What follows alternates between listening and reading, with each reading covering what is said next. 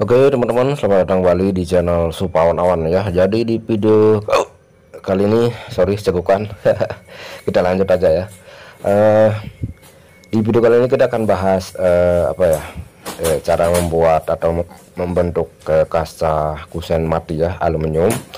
Tentunya ini kita sudah bahas berulang kali, tapi tentunya tujuan ini supaya video ini lebih mudah ditemukan oleh teman-teman kita yang mulai belajar ya untuk pembentukan kusen aluminium.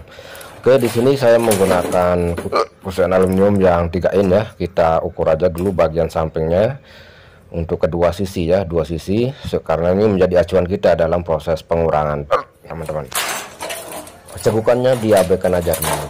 Di sini seperti yang saya bilang tadi, kita gunakan yang 3 in, lebarnya 7,5 ya. Lebarnya juga tadi bagian dua sisi itu 7,5 ya. Taruhlah di sini kita akan membuat kusen dengan ukuran 1 meter kali 2 meter 2 meter ya, tingginya 2 meter. Dan untuk tingginya di sini teman-teman tinggal kurangi aja 7,5 ya untuk proses potongnya, yaitu 2 meter dikurangi 7,5. Dan untuk lebarnya teman-teman tetap potong aja 1 meter ya.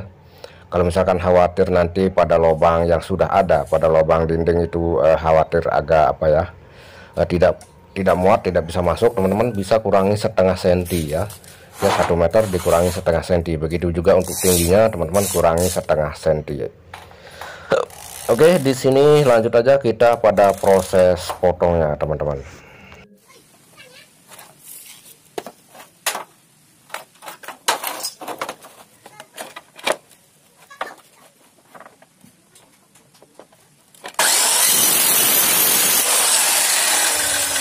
Dan setelah semua bahan terpotong teman-teman, selanjutnya kita akan potong spigot ya. Jadi spigot ini panjangnya 6 meter teman-teman ya, jadi bentuk L. Jadi kita akan potong menggunakan sesuai ukuran lebar dalam dari kusen M nya.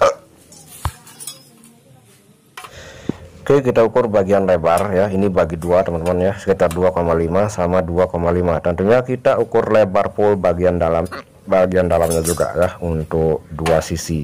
Jadi kita akan proses pasangnya, kita potong dulu teman-teman.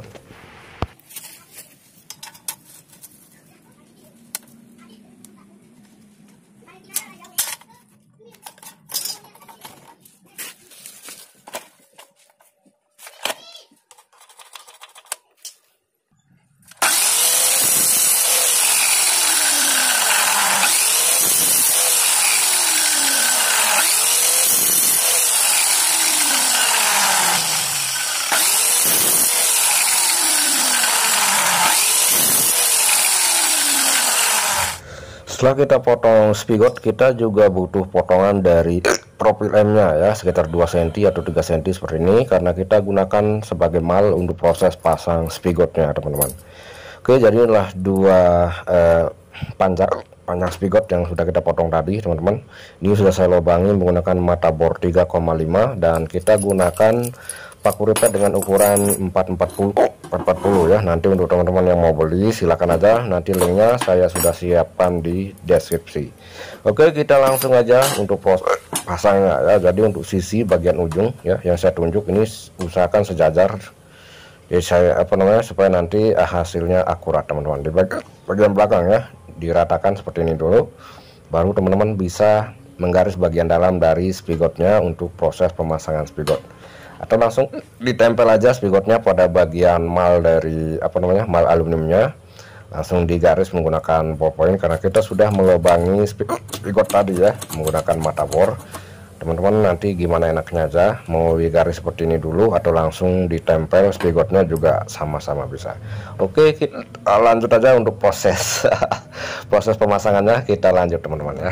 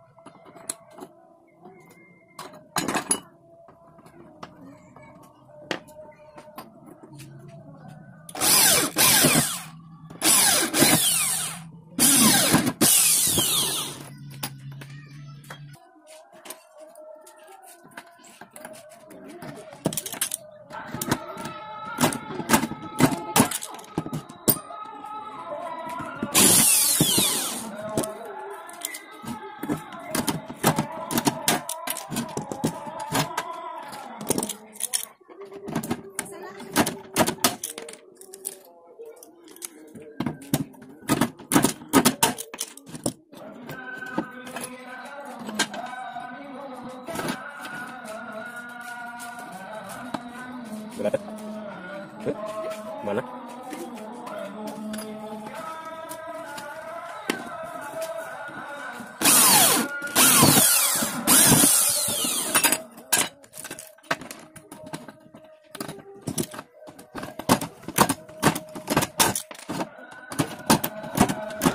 Untuk proses berikutnya pada pemasangan semua sisi sama aja seperti ini teman-teman ya, secara mudah dipahami ya. Oke, selanjutnya di sini kita akan pasang spigot lagi pada bagian dalam. Jadi nanti fungsinya ini adalah proses pemasangannya pada tembok teman-teman. Jadi kita pasang pada bagian belakang. Jadi teman-teman sesuaikan aja, kalau misalkan tingginya 2 meter, teman-teman bisa pasang spigot sekitar 4 ya pada sisi tingginya, dan 2 sisi pada bagian lebar atau bagian yang di panjangnya sekitar 2 meter ya. Teman-teman pasang 2 spigot seperti ini. Dan ini adalah untuk langkah proses pemasangannya. Nanti untuk proses pengeboran pada bagian belakang saya akan jelaskan sekarang apa aja alatnya yang kita gunakan untuk proses pasangnya nanti pada dinding. Teman-teman jangan skip videonya. Oke, pada bagian dalam teman-teman nanti bor gunakan mata bor 8 ya. Lalu bagian depan teman-teman gunakan mata bor besi yang 11 ya, yang 11. Jadi untuk proses pemasangan pada tembok nanti teman-teman gunakan pisar S8 ya. Untuk pisarnya nanti bagian depan yang bolong di sini teman-teman gunakan hole cap ya. Ini namanya hole cap, nanti linknya saya siapkan aja di deskripsi. Nanti untuk menutup lubang untuk proses pemasangan sekrup. Oke, ini udah kita lubangi teman-teman ya. Bagian dalam menggunakan mata bor 8, lalu bagian luarnya 10 atau 11 ya. Lalu tinggal ditutup aja menggunakan hole cap yang tadi. Nah, ini adalah contoh dari mata bor 8. Oke.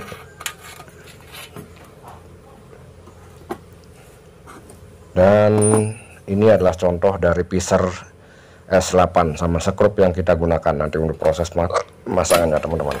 Jadi seperti yang saya bilang tadi, untuk tingginya teman-teman pasang aja sekitar 4 spigot, lalu pada lebarnya teman-teman pasang 2 spigot ya di bagian belakangnya untuk proses pasang pada tembok yang sudah jadi ya, atau rumah yang udah jadi, tinggal udah disediakan lubang untuk proses pemasangan kusen. Dan setelah semuanya klop teman-teman, tinggal kita rakit aja ya. Jadi pastikan kedua sisi lubang untuk pemasangan bautnya sejajar ya, supaya nanti nggak salah, nggak bongkar-bongkar lagi. Pastikan sejajar untuk proses pemasangannya. Kita lanjut aja untuk proses pengeborannya untuk mempersingkat waktu. Oke, jika ada pertanyaan muncul ya, kenapa di sini kita menggunakan tidak menggunakan profil kusen yang setengah M ya, buat teman-teman yang belum tahu ya. Jadi untuk setengah M itu nanti bisa dibuka setengah bagian saja ya. Bentuknya sama seperti ini, cuman bisa dibentuk dibuka sebagian.